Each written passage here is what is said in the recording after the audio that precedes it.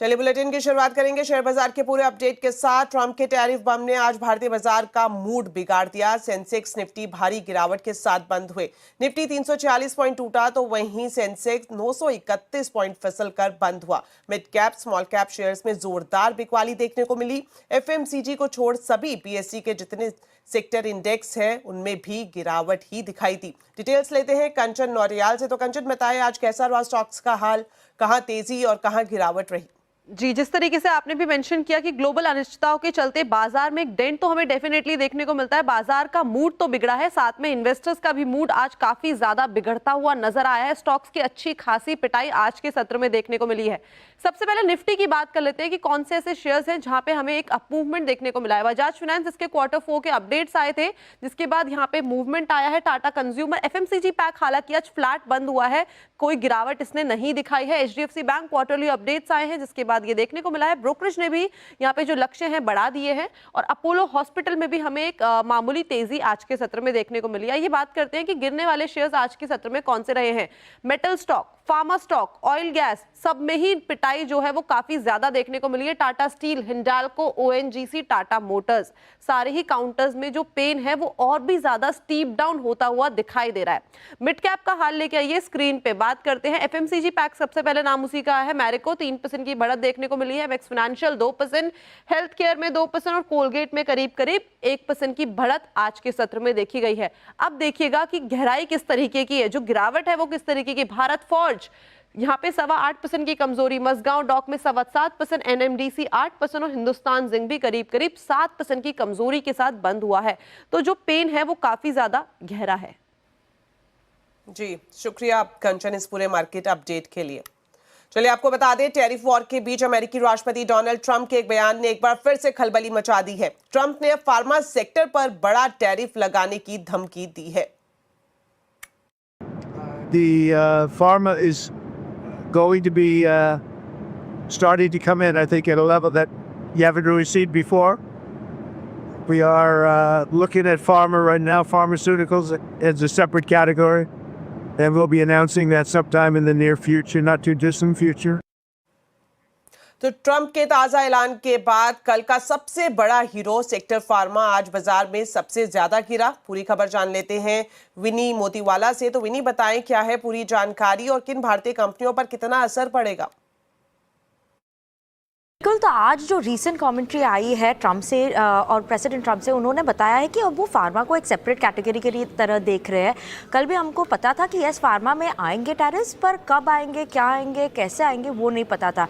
अब थोड़ी और क्लैरिटी आ रही है कि उन्होंने बोला वो अनाउंस कर लेंगे ये टैरिफ नियर फ्यूचर में होंगे और डिस्टेंट फ्यूचर में नहीं। तो जल्दी जल्द हम देख सकते हैं कि मे बी फार्मा में भी कोई टैरिफ्स की अनाउंसमेंट आ सकती है। अभी ये अंडर रिव्यू है। ये प्रेसिडेंट ट्रंप की कमेंट्री थी।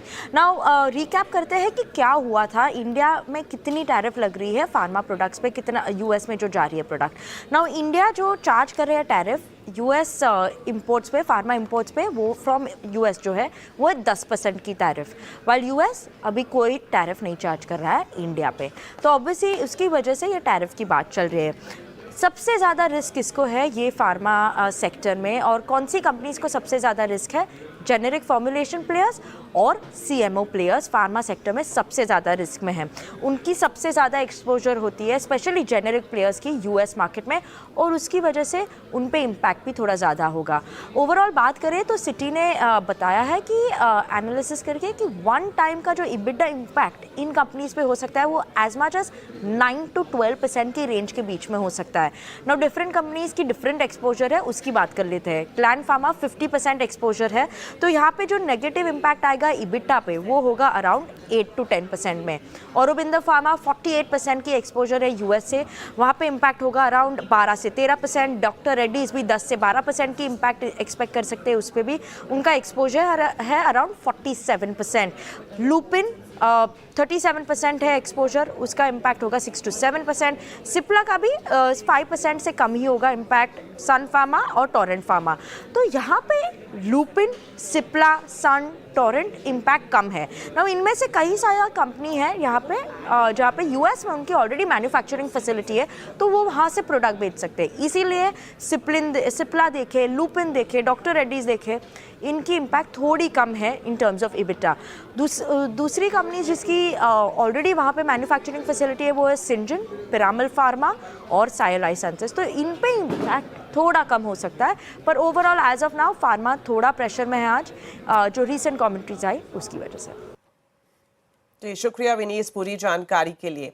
तो ट्रंप ने भारत पर 26% टैरिफ लगाने का ऐलान किया है। अमेरिकी टैरिफ भारत को कैसे प्रभावित करेगा, इस पर कई सारे ब्रोकरेजेस फर्म्स हैं जिन्होंने अपनी रिपोर्ट निकाली है। क्या कुछ कहा गया है इस रिपोर्ट्स में, बता रही हैं कंचन नौटियाल। तो डेफिनेटली जैसे कि हमने देखा कि कल से बाजार में हाहाकार मची हुई है। ट्रंप का टैरिफ तो लग गया है, लेकिन अब क्या करना है? अब देशों की जो जीडीपी है, देशों की जो इकोनॉमी है, वहां पे क्या रिफ्लेक्शन आता हुआ दिखाई दे सकता है? इसके ऊपर काफी सारी ब्रोकरेजेस हैं जिन्होंने अपना स्टांस रखा है। आइए सबसे पहले एक इंटरेस्टिंग रिपोर्ट आपको दिखाते हैं। मैक्वेरी ने एक रिपोर्ट निकाली है जहां पे उन्होंने बोला है, देखिए बात ये चल रही थी कि जो इंडिया है वो यूएस के इंपोर्ट्स है उस पर लगाता है 52% का टैक्स, लेकिन उसके बाद एक रिपोर्ट निकल के आई, एक रिसर्च निकल के आई है कि ऑन एन एवरेज अगर रेट देखा जाए टैरिफ का तो वो केवल 8% का है। ये रिपोर्ट है GTRI की। तो जिस तरीके से हम एक डिस्पेरेंसी देख रहे हैं इस दोनों के दोनों रेट के ऊपर, ये काफी ज्यादा कंफ्यूजन पैदा हो गई है। मैक्वेरी का ये भी कहना है कि उन्हें ये नहीं समझ आ रहा है कि जो यूएस है उन्होंने इंडिया के इंपोर्ट के ऊपर 26% का जो टैक्स है वो किस तरीके से लगाया है, यानी कि काफी बड़ा सवाल यहाँ पे खड़ा हो गया है। इसके साथ ही साथ उनका ये भी मानना है कि आने वाले टाइम पे हमें हो सकता है कि जो जीडीपी है हमारी वो 50 बेसिस पॉइंट्स तक गिरती हुई दिखाई दे, यानी कि इंडिया की जीडीपी पे इस टैरिफ रेट से एक बड़ा डेंट आने की संभावनाएं भी जताई जा रही है। इसके बाद अगर हम गोल्डमैन सैक की माने तो उनका मानना भी ये है कि जो हमारी इंडिया की जीडीपी है उसमें अप्रोक्सीमेटली 30 बेसिस पॉइंट्स का हमें एक डेंट आता हुआ दिखाई दे सकता है। देखिए रेट कट भी आने वाला है, उसको लेके भी काफी ज्यादा जो अनसर्टेनिटी है वो इस टाइम पे मार्केट के अंदर पैदा हो गई है। मार्केट ने तो ऑलरेडी डेंट खा ही लिया है, लेकिन जो अब इंडिया की इकोनॉमी है वो भी खतरे पे आ चुकी है। आगे बढ़ते हैं और बात करते हैं बर्नस्टीन की। देखते हैं कि बर्नस्टीन का क्या कहना है। बर्नस्टीन का साफ कहना है कि जितना ये गहरा दिखाई दे रहा है, एक्चुअल में अगर इसे ध्यान से देखा जाए तो ये इतना गहरा नहीं है। इंडिया इससे ज्यादा जो टैरिफ है वो यूएस में लगाता है, इसलिए हमें नहीं लगता कि जो ट्रेड वॉर एक्सलेशन की बातें चल रही है वो अभी नियर टर्म पे कोई आता हुआ दिखाई देगा। साथ ही साथ जो चाइना पे टैरिफ लगाया गया है वो इंडिया के कंपैरिजन में काफी ज्यादा है, तो जो चाइना का लॉस होगा उससे इंडिया को अच्छा खासा एक बेनिफिट देखने को मिल सकता है। लेकिन एक चीज उन्होंने हाईलाइट की है कि जिस तरीके से ये टैरिफ बढ़ते जा रहे हैं उससे जो यूएस की डिस्क्रिशनरी स्पेंडिंग है उसमें एक बड़ा डेंट आता हुआ दिखाई दे सकता है, जिससे इंडियन एक्सपोर्ट की डिमांड में एक पेन आ सकता है नियर टर्म में और साथ ही साथ मीडियम टर्म में भी। इवेंचुअली इससे होगा क्या, जो आईटी फर्म्स है उससे जो उनके जो रेवेन्यूज है, उनके जो मार्जिन है उस पर इंपैक्ट पड़ेगा और इन रिटर्न वो इंपैक्ट करेगा सीधा सीधा देश की इकोनॉमी को। आगे बढ़ते हैं और देखते हैं कि जेफरीज का इस पे क्या कहना है। जेफरीज का इस टाइम पे कहना है कि यूएस के लिए इस टाइम पे ज्यादा बड़ी चिंता की बात है अगर इसे हम कंपेयर करें इंडिया की चिंता से। बिकॉज इसके साथ साथ उन्होंने आईटी सेक्टर पे अपना स्टांस रखा है। उन्होंने बोला है कि आईटी सेक्टर में डेफिनेटली एक पेन आता हुआ दिखाई दे रहा है बिकॉज ऑफ टैरिफ, बिकॉज जो इंडियन कंपनीज का एक्सपोजर है यूएस के अंदर वो काफी ज्यादा है, इस लिहाज से जो डेंट है वो ज्यादा बढ़ता हुआ दिखाई देगा। और इसके बाद उन्होंने जीडीपी की भी बात की है कि हमारी हो सकता है कि जीडीपी पे एक इंपैक्ट आता हुआ दिखाई दे, बिकॉज जो ट्रेड इंपोर्ट का रेशियो है वो काफी बड़ा है, जिससे ये सीधा सीधा एक इंपैक्ट देखने को मिल सकता है। ये चार ब्रोकरेज थी जिनका अलग अलग स्टांस था, लेकिन अगर हमें क्यूमुलेटिव समझे तो जो इंडिया की जीडीपी है ऑन एन एवरेज हमें 50 बेसिस पॉइंट्स तक घटती हुई दिखाई दे सकती है। तो ट्रंप टैरिफ का असर बेस मेटल और क्रूड पर भी साफ दिखाई दे रहा है। कॉपर 3 हफ्तों तो जिंक 9 महीने के नीचे फिसल गया है। वहीं ब्रेंट कल 6% गिरने के बाद आज 4% नीचे कारोबार कर रहा है। कैसी है स्थिति जानते हैं हमारी कमोडिटी एडिटर मनीषा गुप्ता से। तो मनीषा जी, टैरिफ का बेस मेटल्स पर कितना असर पड़ता हुआ दिखाई दे रहा है?